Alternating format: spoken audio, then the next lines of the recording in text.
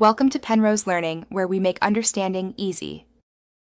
You start by choosing fresh mint, peppermint for stronger cooling, spearmint for gentler scent, and that choice matters for sensitivity and scent. Once chosen, do a 24-hour patch test on your inner wrist to check for reaction. This prevents facial flare-ups. Next, cleanse your face with a mild, fragrance-free cleanser and pat dry.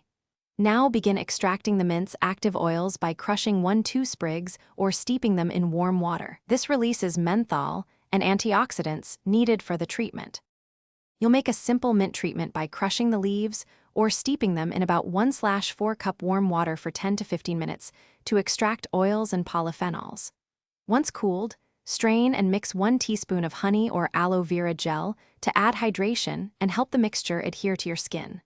Apply a thin, even layer to targeted areas, avoiding eyes and any cuts. Leave on for 5 to 12 minutes depending on sensitivity. Then prepare to rinse gently with lukewarm water. You finish by rinsing thoroughly with lukewarm water and patting skin dry. Then apply a gentle moisturizer and SPF if daytime. Use this mint treatment 1 to 2 times per week, monitoring skin response and increasing frequency slowly only if tolerated. If you notice burning, excessive redness, or stinging, stop immediately. Apply a cool compress and a bland moisturizer to calm skin.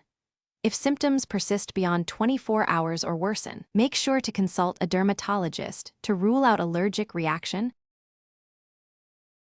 Thanks for watching. If this was helpful, leave a like and consider subscribing. See you next time.